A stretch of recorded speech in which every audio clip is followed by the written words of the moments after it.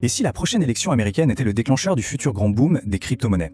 C'est une question qui agite pas mal de monde, et une analyse récente s'est penchée sur ce scénario très précis. L'idée? Un changement à la Maison-Blanche pourrait absolument tout changer pour le Bitcoin et le reste du marché. Allez, on décortique ça ensemble. Alors, pour bien comprendre cette hypothèse, on va suivre un parcours en 5 étapes. D'abord, on va voir le virage politique assez surprenant qui est au cœur de cette théorie. Ensuite, on verra comment ça pourrait débloquer le plus gros frein actuel, la réglementation. On parlera aussi de géopolitique, parce que oui, ça a son importance, puis on se penchera sur l'impact chiffré que ça pourrait avoir sur le marché, et enfin on verra pourquoi même les plus sceptiques devraient peut-être y jeter un œil. Bon, commençons par le début, le cœur du réacteur de cette analyse, l'évolution, disons-le, spectaculaire de la position de Donald Trump sur la crypto, telle qu'elle est décrite dans la source. Pour bien mesurer le changement potentiel, il faut se souvenir d'où on part. En 2019, sa position était on ne peut plus claire. C'était un non catégorique, un scepticisme total. La crypto? Du vent. Voilà, c'était dit. Et là, on assisterait à un virage à 180 degrés. L'analyse suggère qu'on passerait d'une critique très dure à une vision beaucoup plus pragmatique. La crypto ne serait plus vue comme une menace, mais plutôt comme un outil stratégique, un levier pour renforcer l'économie américaine et pour stimuler l'innovation. Ok, mais concrètement, ça ressemblerait à quoi un environnement pro-crypto? Eh bien, l'analyse pointe 3 axes majeurs. Premièrement, et c'est crucial, clarifier les règles pour donner de la visibilité aux investisseurs. Deuxièmement, une fiscalité plus douce pour encourager les gains à rester aux États-Unis. Et troisièmement, un soutien actif au projet blockchain pour ne pas se laisser distancer par la concurrence mondiale. Mais attention, avant de parler de boom, il y a un énorme obstacle à franchir. Et c'est là que l'analyse devient vraiment intéressante. Cet obstacle, la réglementation, pourrait devenir la plus grande opportunité.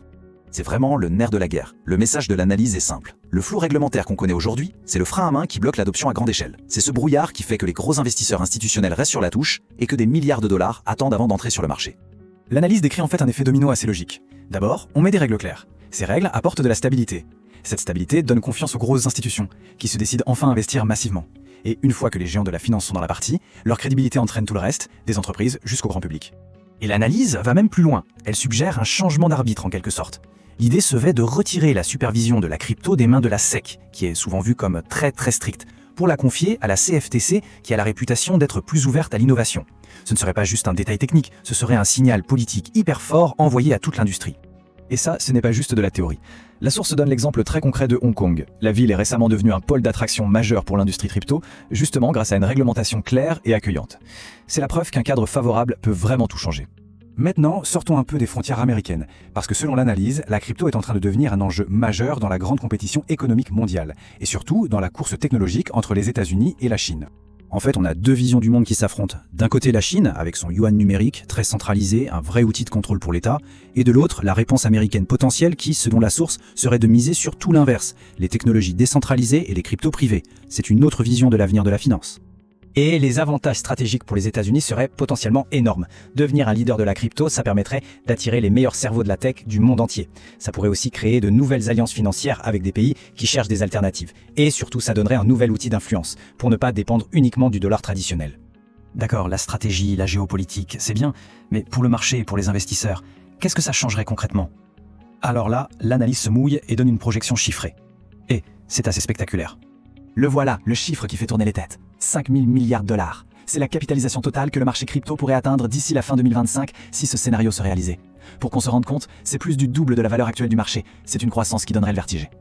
Et dans ce marché en pleine explosion, chaque type d'actif trouverait sa place. Bitcoin consoliderait son rôle d'or numérique, de valeur refuge, les altcoins comme Ethereum deviendraient la colonne vertébrale des nouvelles applications d'entreprise, et les stablecoins, eux, pourraient enfin devenir un moyen de paiement utilisé par tout le monde tous les jours.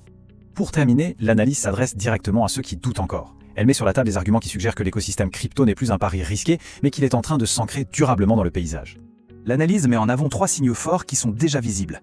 D'abord, les institutions financières sont déjà dans la place. BlackRock, Fidelity, Tesla, ce ne sont plus des petits joueurs. Ensuite, la technologie blockchain n'est plus un truc de geek. Elle est utilisée dans les secteurs bien réels, comme la logistique ou la santé. Et enfin, le marché a prouvé qu'il était résilient. Même après des crashs violents, il s'est toujours relevé.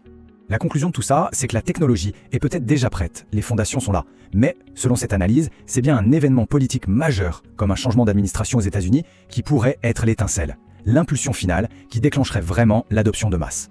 Au final, cette analyse nous laisse avec une question assez vertigineuse. Si tous ces facteurs politiques et réglementaires finissent par s'aligner, comme le suggère ce scénario, est-ce qu'on serait aux premières loges d'une véritable révolution financière? La question reste ouverte et la réponse sera passionnante à observer.